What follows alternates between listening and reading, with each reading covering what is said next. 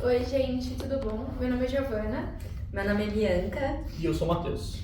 Nós somos o curso de Relações Internacionais do 8º semestre e o tema de hoje é São Paulo, Xangai, convergências, choques e perspectivas da paradiplomacia nas relações bilaterais Brasil-China. Bom, antes da gente iniciar esse bate-papo, eu acho importante a gente esclarecer, alguns conceitos. Caso você esteja assistindo agora e seja seu primeiro vídeo, tem um vídeo aqui falando sobre paradiplomacia e o que é paradiplomacia. Só que eu também vou salientar um pouco aqui para a gente poder contextualizar todo esse bate-papo. Bom, antes da gente falar sobre paradiplomacia, eu acho importante a gente falar sobre diplomacia e o que é o conceito de diplomacia.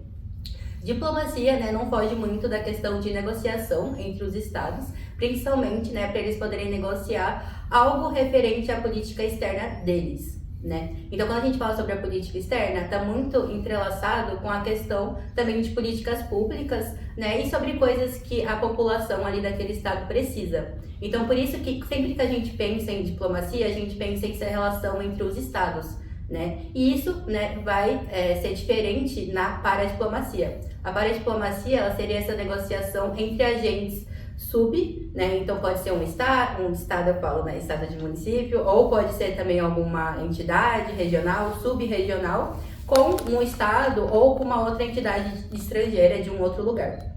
A paradiplomacia, ela é muito importante e também ela tem um caráter diferente da diplomacia, que ela é um pouco mais independente para poder atingir objetivos locais, daquela cidade ou daquele estado em específico. Eu queria trazer aqui também alguns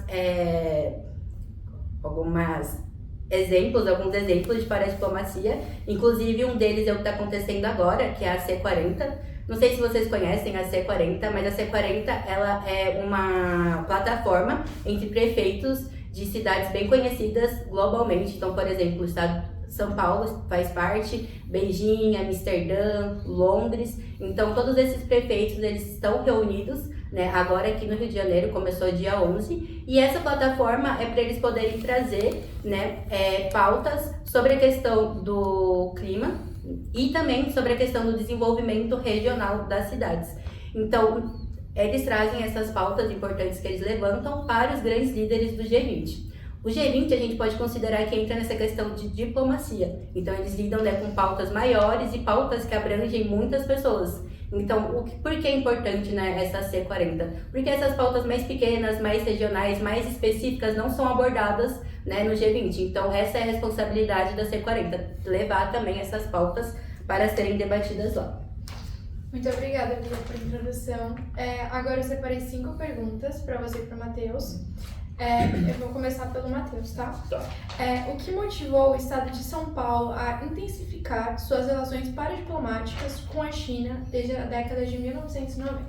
Bom, então, essas relações entre China e os outros países no geral, ela se intensificou mais nos anos 90, depois que houve uma abertura industrial, digamos assim, a partir dos anos 80, assim, que a gente discute, mas ela se intensificou no Brasil como um todo em 1990. E aí, em termos menores, digamos assim, a nível estadual, a nível até municipal, São Paulo, o estado de São Paulo como um todo, ele se beneficiou muito, porque a gente tinha muita produção de commodity, digamos assim, na época, que eles tinham como principal produto que eles estavam buscando aqui no Brasil, e São Paulo era um dos maiores estados que a gente tinha essa parceria comercial, digamos assim, de início.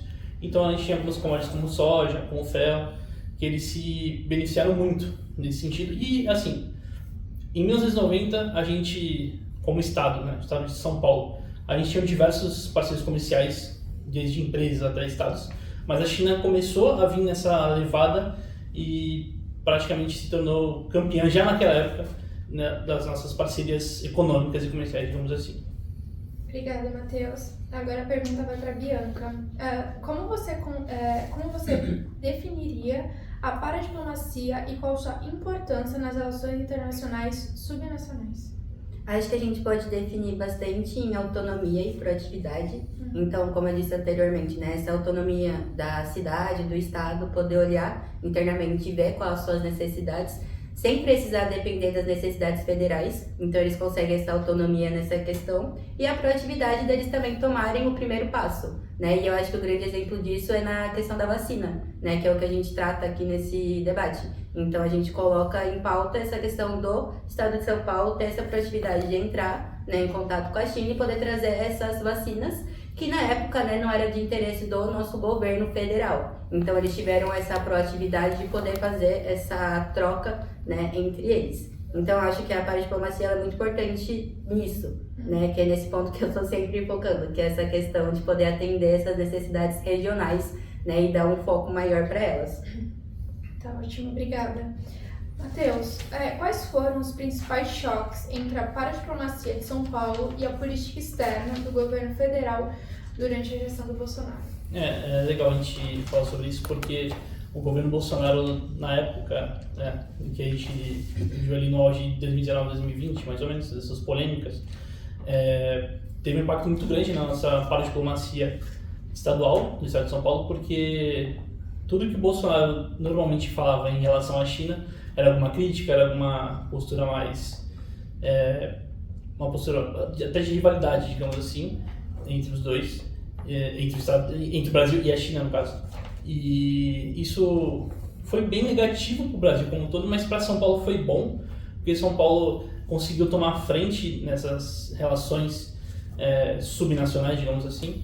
Então, por exemplo, na política ambiental, São Paulo tinha muitas ações para com as ODS, que a gente gosta de citar, e Bolsonaro normalmente apenas falava que essas questões de ODS não deveriam ser seguidas à risca, essas questões ambientais não deveriam ser tão levadas a sério assim, porque era algo que estava vindo na nossa política nacional e a gente não deveria levar tão a sério, mas São Paulo conseguiu tomar frente nessa liderança e a gente, digamos assim, a gente é mais engajado nessas questões globais do Acordo de Paris, das ODS como um todo, e a gente conseguiu trazer até alguns projetos a termos estaduais para cá, né? A gente só não vai citar tantos assim agora porque a gente não tem esses dados aqui, mas a gente bota na descrição, não tem problema. Mas basicamente é isso. Tá. Bia, de que forma o Escritório de Investimentos de São Paulo, em Xangai, contribuiu para fortalecer a relação econômica entre São Paulo e China? Bom, primeiro que esse escritório foi inaugurado em 2019, né, em Xangai, e ele foi muito importante para a promoção de exportações. Então, o escritório ele auxilia nessas empresas a terem um acesso melhor ao mercado chinês. E quem trabalha com Comex, etc., sabe o quão difícil é você entrar internamente nesse mercado se você não tiver alguém lá que esteja já trabalhando dentro dele. Também a atração de investimentos, então a gente consegue também ter essa parceria melhor com empresas chinesas e também conseguir chamar elas, né, para poder investir aqui em empresas, principalmente no estado de São Paulo. Intercâmbio, inovação e tecnologia, então a gente consegue, né, não trazer essa tecnologia, mas trocar o conhecimento para poder produzir aqui no Brasil, o que é muito importante também. E aí eu ia falar também que um dos papéis cruciais foi essa questão de auxiliar na importação de insumos médicos, né, na pandemia. Então esse escritório ele também foi importante, né, para a gente conseguir ter as vacinas aqui antes, né, do governo federal trazer para todo mundo. E para finalizar, nossa última pergunta vai para o Matheus. Matheus, como que a pandemia do Covid-19 influenciou as relações paradiplomáticas entre São Paulo e China, especialmente na área da saúde? Então, é interessante a gente falar sobre esse tema porque, na época, como eu já tinha falado anteriormente, Bolsonaro tem uma postura bem negativa para com a China, digamos assim.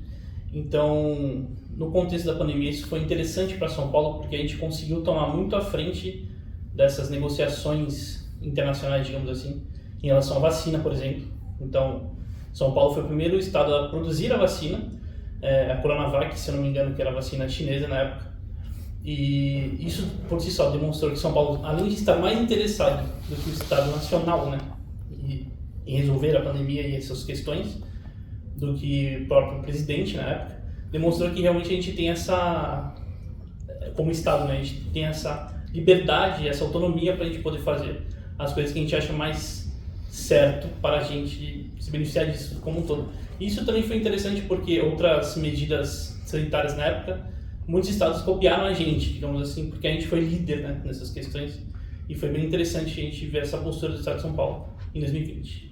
E acho também que quando a gente debate sobre isso, é importante a gente também colocar em pauta sobre o futuro dessas negociações, né? Tendo em vista que a gente trocou por um governo onde não segue a mesma linha do anterior, quando tudo isso aconteceu, e também perseguir também uma questão de ideologia diferente, né? Então, quem sabe sobre o Tarcísio, sobre a gestão dele, também sabe que essa relação com a China também não é uma relação na qual é tão amistosa ou tão bem vista assim, né? Então, acho que isso também é algo para a gente poder se preparar para um futuro, né? Que talvez as nossas negociações não sigam da mesma forma que elas estão sendo ou foram, né? Então, acho que isso também é algo para a gente ficar de olho e ficar monitorando. Sim. Muito obrigada. Eu espero que vocês tenham gostado. A gente trouxe os principais pontos, né, desse tema. E na descrição a gente vai deixar mais informações, artigos para vocês conseguirem pesquisar e se aprofundar no tema. Curte, compartilha, tá? E muito obrigada pela atenção. Tchau. Tchau.